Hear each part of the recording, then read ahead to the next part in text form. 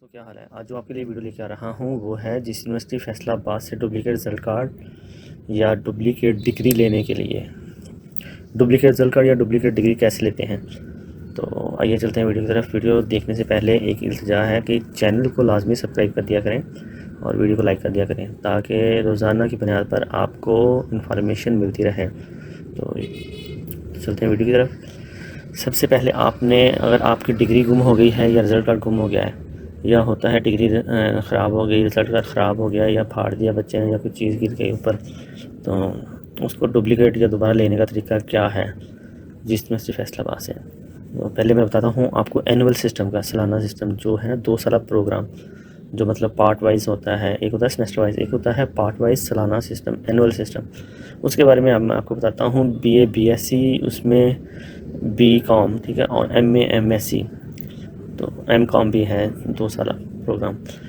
ADA, अब इसका नाम ADA ADS ADC हो गया ना, BA BSc का नाम, और MA MSc MCom। तो ये इनकी डिग्री लेने का तरीका बताता, रिज़ल्ट कार्ड लेने का तरीका बताता हूँ। रिज़ल्ट कार्ड या DMC लेने के लिए सबसे पहले आपको एक एप्लीकेशन लिखनी है।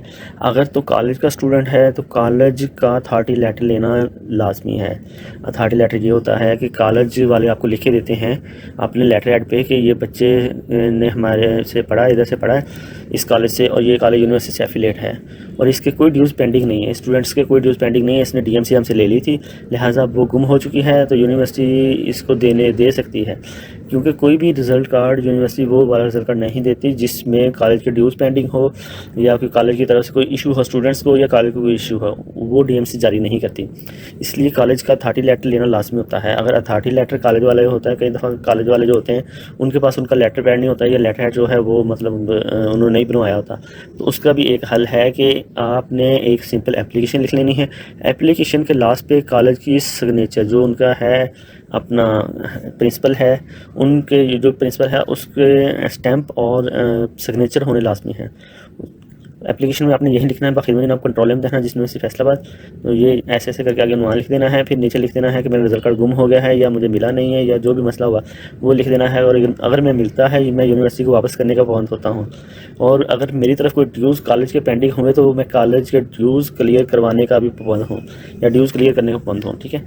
ये लिख लेना है अथॉरिटी लेटर में। और जो प्राइवेट स्टूडेंट हैं उन्होंने जस्ट सिंपल एप्लीकेशन लिखनी है जिसमें यही लिखना है कि मेरा रिजल्ट कार्ड गुम हो गया है, अगर मुझे मिलता है तो मैं यूनिवर्सिटी वापस करने का पाबंद होता हूँ। एक सिंपल एप्लीकेशन लिख लेनी है।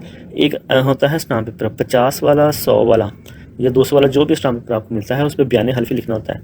बयान हल्फी यही लिखना होता है कि ये रिजल्ट कार्ड गुम हो गया है, मैं हल्फन इकरार करता हूँ, ये मेरा नाम है, ये मेरा एड्रेस है, कि मेरा रिजल्ट कार्ड गुम हो गया है, अगर मुझे मिलता है तो मैं यूनिवर्सिटी को वापस करने का पाबंद होता हूँ, लिहाजा मुझे डुप्लीकेट रिजल्ट कार्ड जारी किया जाए। मेरी तरफ कॉलेजेस के या मेरे ड्यूज़ जो भी प्राइवेट हो, मेरे ड्यूज़ तमाम पेंडिंग कोई भी नहीं है, तमाम ड्यूज़ क्लियर है। अगर कोई ड्यूज़ पेंडिंग होता है तो मैं जिम्मेदार हूँ, मेरी डिग्री कैंसिल कर दी जाए और मेरा रिजल्ट कार्ड भी कैंसिल कर दिया जाए अगर मैं झूठ बोलूँ तो।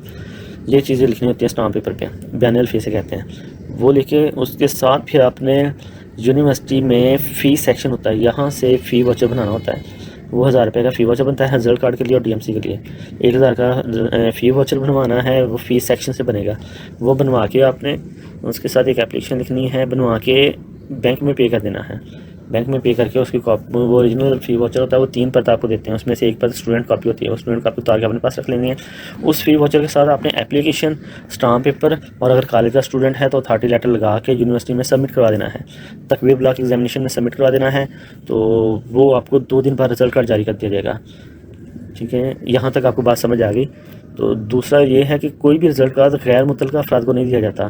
फ़र्ज़ करें आप कहते हैं कि आपका कोई दोस्त, आपका कोई हमसाया, आपका कोई रिलेटिव आपका रिजल्ट कार्ड ले लेगा, नहीं, ऐसा नहीं होता। रिजल्ट कार्ड हमेशा DMC रिजल्ट कार्ड हमेशा जो ओरिजिनल बंदा है उससे ही मिलता है। तो ना खासा अगर वो नहीं आ सकता, दूर है या कोई मसला है, अगर वो नहीं आ सकता तो अपना ओरिजिनल ID कार्ड दे जिसने भी लेना है, वो भी सिर्फ ब्लड रिलेशन को, मतलब माँ बाप बहन भाई जो लेना चाहता है वो असल रिजल्ट कार्ड लेके आए स्टूडेंट का और आखिर रिजल्ट कार्ड DMC लेके जा सकता है।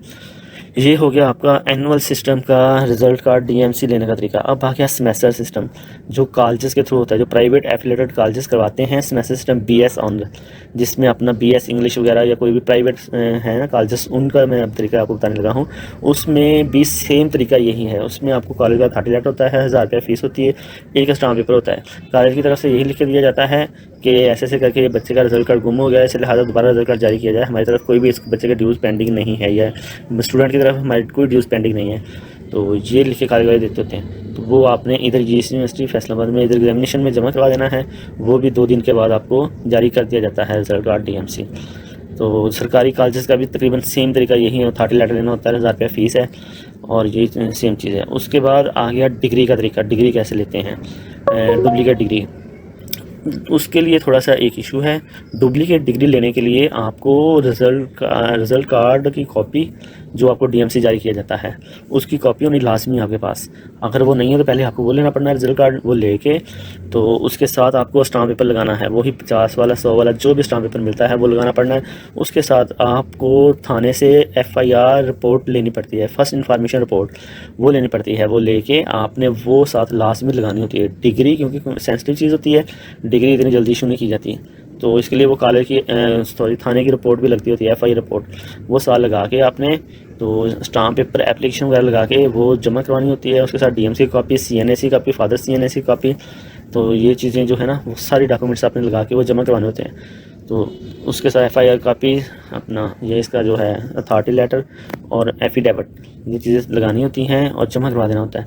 डिग्री जो है आपको 2 से 3 माह के अंदर अंदर मिलती होती है, क्योंकि डिग्री पे गवर्नर के साइन होते हैं, गवर्नर वाइस चांसलर के और गवर्नर के साइन होते हैं। जबकि जो रिजल्ट कार्ड होता है इस पे जस्ट यहाँ पे ऑफिशियल जो जिस यूनिवर्सिटी के हैं कंट्रोलर ऑफिस तक साइन होते हैं, लेकिन जो डिग्री होती है इस पे वाइस चांसलर, कंट्रोलर और मतलब ब्रांच के ऑफिसर्स के साइन, उसके बाद जो है गवर्नर के साइन होते हैं।